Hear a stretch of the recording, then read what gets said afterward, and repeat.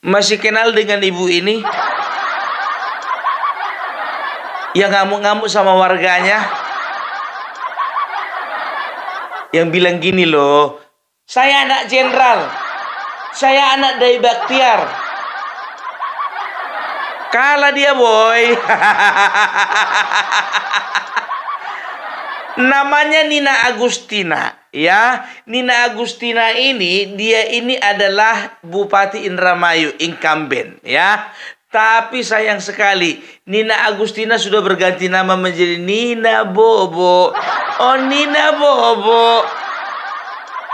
Kalau tidak Bobo digigit jenderal. Oleh karena kesombongannya lah, karena dia ngamuk-ngamuk sama warganya, karena dia marah-marah sama warganya, waktu sedang melakukan kunjungan, suaranya cuma 25%. Sementara lawannya yang periode kemarin adalah wakilnya, mendapatkan nilai 67,7%. Siapa dia? Luki Hakim. Ya, Bu, biar ku bilang sama ibu ya, masyarakat itu lebih suka dengar begini. Saya bukan anak jenderal, tapi saya akan berbuat untuk rakyat Indramayu. Mereka senang yang seperti itu, Bu. Mereka nggak suka kayak gini. Saya anak jenderal, saya anak Dai Baktiar. Macam-macam sama saya di penjara ini semua. Yang ini penjara, itu penjara. Saya nggak mau tahu, semuanya kumpulkan. Udah tahu ibu kan rasanya diremehkan. Udah tahu ibu kan rasanya sakit hati. Begitulah yang dirasakan Luki Hakim selama ini. Karena apa? Ternyata teman-teman kalau nggak kenal sama Luki Hakim, yang pertama dia ini artis. Yang kedua, dia ini periode kemarin dia ini wakil bupatinya ibu ini. Yang ketiga, dia ini terzolimi.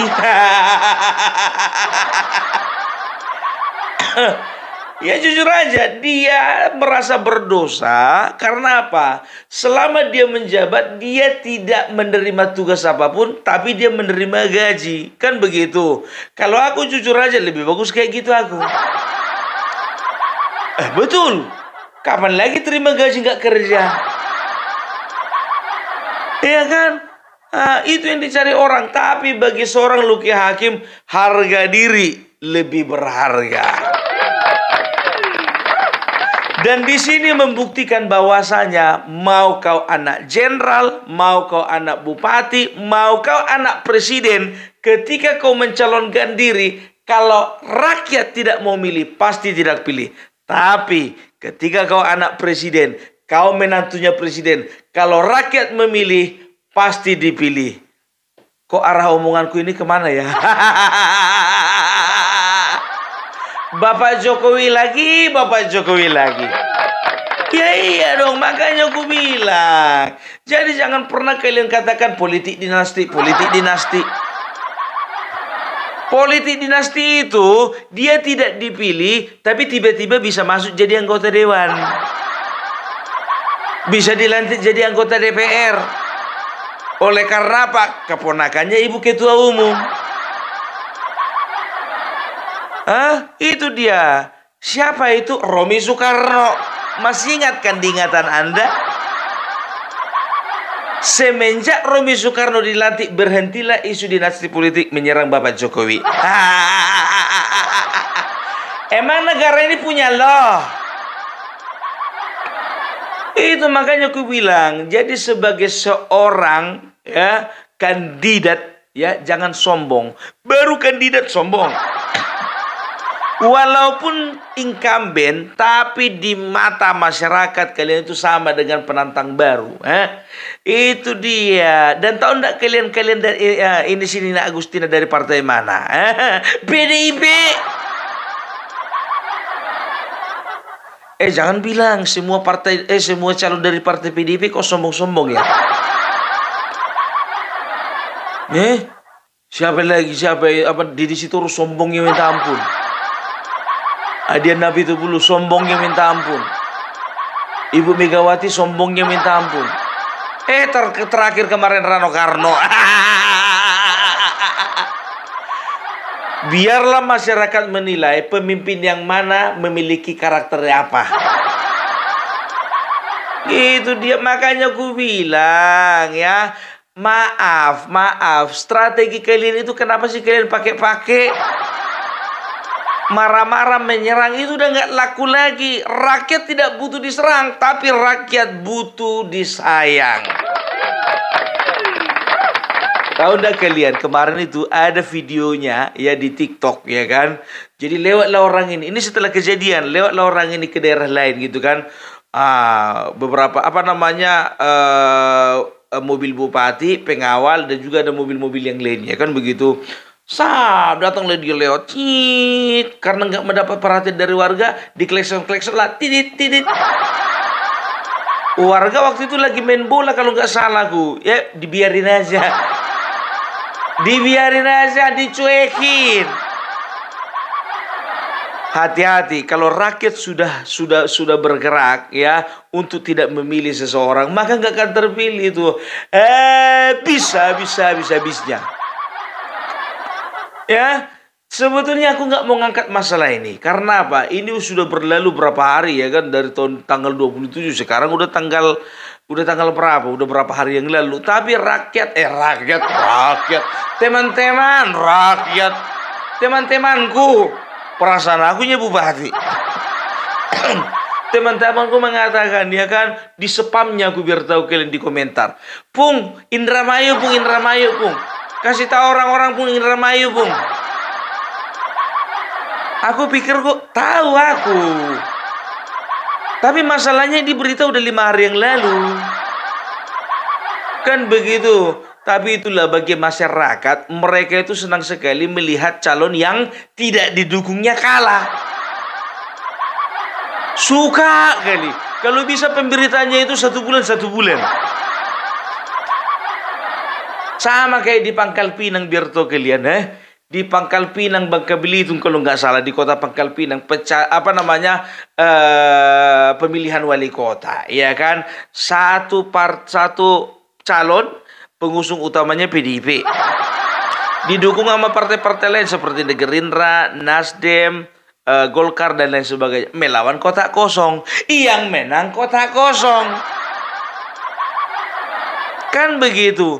Aku yakin kalau misalnya di Indramayu dibikin ya Nina Agustina melawan kotak kosong, yakin aku menang kotak kosong.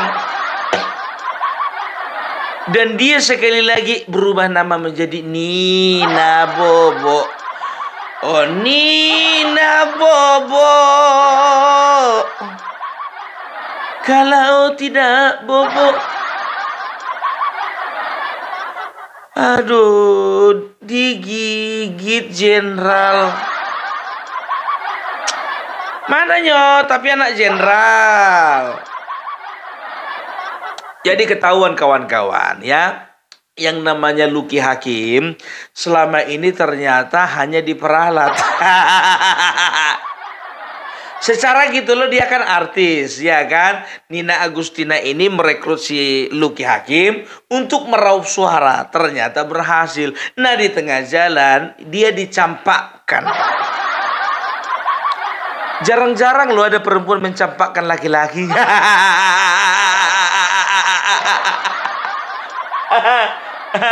Ya, jarang.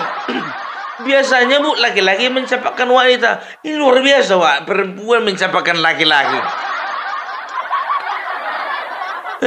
Itu dia. Sampai dia itu menyampaikan keluh kesahnya di podcast ya kan. Saya tidak diberi kuasa, saya tidak diberi wewenang, saya tidak diberi pekerjaan. Bukan cuma itu, supir sama tukang ketik saya pun juga dicabut. Saya jadi mau kerja bagaimana? Nggak ngeri tuh. Supir sama tukang ketik dicabut. Bu, gue bilang sama Ibu Nina Agustina alias Ibu Nina Bobo. Enggak semua orang, Bu, suka makan gaji buta. Kebetulan wakil ibu itu spesies langka. Kalau di mana-mana banyak orang, Bu, suka makan gaji buta. Nah, mungkin Bapak Luki Hakim ini masih punya etika. Ibu sih blunder. Sama ibu kayak bos-bos ibu di atas sana, blunder. Ini, Bu, era digital ya. Kalau bisa ibu-ibu, bapak-bapak dari partai yang itu yang suka marah-marah, sekali lagi kalau tahun 2029 ya, kalian itu bertanding mau jadi caleg, mau jadi cakada, calon kepala daerah, latihan kalian dari 2024 ini kalian latihan senyum. Latihan senyum dulu, kalian latihan senyum. Ketemu sama orang senyum. Ketemu sama rakyat senyum. Jumpa sama relasi senyum. Tapi jangan jumpa botol senyum.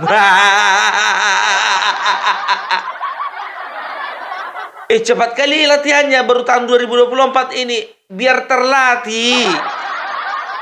Biar terbiasa. Makanya aku bilang ya, itulah kalian itu. Coba kalian itu sama kayak Bapak Prabowo, Bapak Jokowi ya. Mereka itu punya konsultan politik. Kalau ada uang itu, jangan cuma nyawer.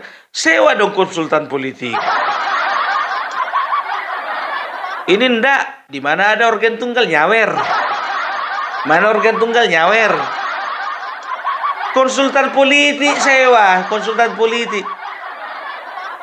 Aduh, lihat itu Bapak Jokowi, konsultan politiknya Hasan Nasbi 2 kali menang. Bapak Prabowo begitu juga, konsultan politiknya Hasan Nasbi menang. Kan begitu. Ini kalian masa konsultan politik kalian Butet Kertarajasa. Gak main. Sewa dong konsultan politik yang betul-betul. Ini Butet Kertarajasa. Entah apa lebih baguslah Rocky Gerung daripadanya itu. Tapi justru aja aku bilang, agak sadar juga orang ini. Kenapa bilang? Waktu Pilpres kemarin kan diundang si Butet ini untuk manggung kemana-mana kan begitu. Tiba Pilkada kemarin nggak diikutkan. Kenapa nggak diikutkan, Ted? Aduh. Makanya ya, jadi itu kalau bisa dikatakan ya, rakyat sudah cerdas. Makanya aku bilang, jangan kalian katakan rakyat sudah cerdas dalam memilih waktu kalian menang. Tapi kalian bilang, rakyat ternyata mata duitan, cuma mikirin bansos waktu kalian kalah. Apalagi ada yang bilang bahwasanya Jawa Tengah kandang bansos. Kalah kalian di Jawa Tengah itu memang karena tingkat kecerdasan masyarakat di sana itu meningkat daripada sebelumnya.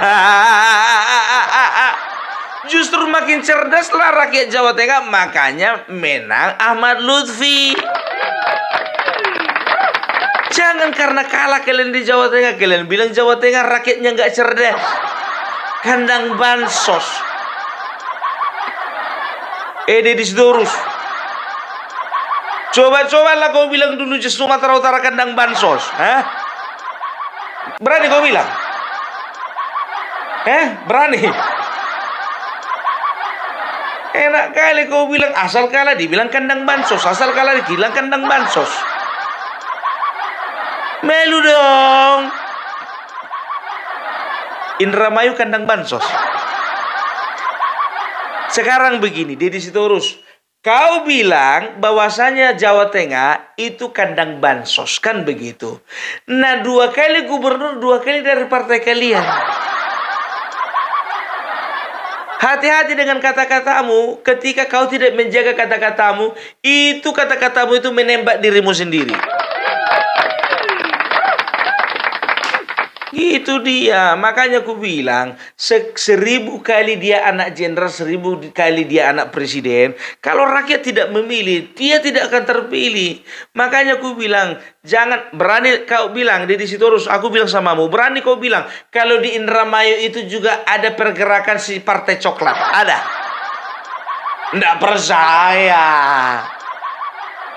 Selama ini kan begitu keluar kalian Jawa Tengah, Sulawesi Utara, Sumatera Utara, Jawa Timur, Banten. Semuanya itu karena ada pergerakan Partai Coklat. Oke. Berarti ada daerah-daerah, ya kan? Seperti contohnya Indramayu, ya. Coba sebutkan dulu, Partai Coklat bermain nggak di situ? Sementara, ya calon yang kalian usung kalah anaknya dari Partai Coklat. Ya otomatis yang dimainkan juga Partai Coklat. Jadi kalau mau kau bilang katanya Partai Coklat ikut bermain di Indramayu contohnya anak Partai Coklat, ya kan gitu. Tapi karena rakyat udah nggak peduli lagi mau Partai Coklat ke, mau Partai Abu-Abu ke, mau Partai Merah Muda, kalau memang nggak ada niat untuk memilih Nina Agustina, maka tidak akan terpilih. Itu, jadi nggak usah di framing masyarakat kan begitu ya. Di Pangkal Pinang gitu juga, lawan kotak kosong, menang kotak kosong Partai Coklat. Apa nggak bodoh kayak gitu omongan?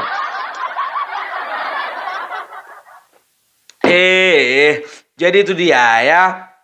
Aku bukannya bilang apa. Kalian dari Partai PDIP, ya, aku 10 tahun di PDIP, pemilih ya, pemilih, bukan pengurus, ya karena memang aku pintarnya baru sekarang.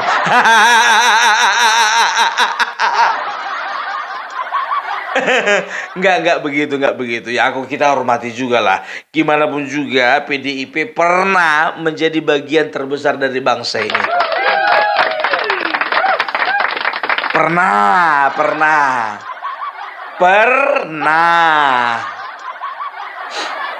Kan begitu ya.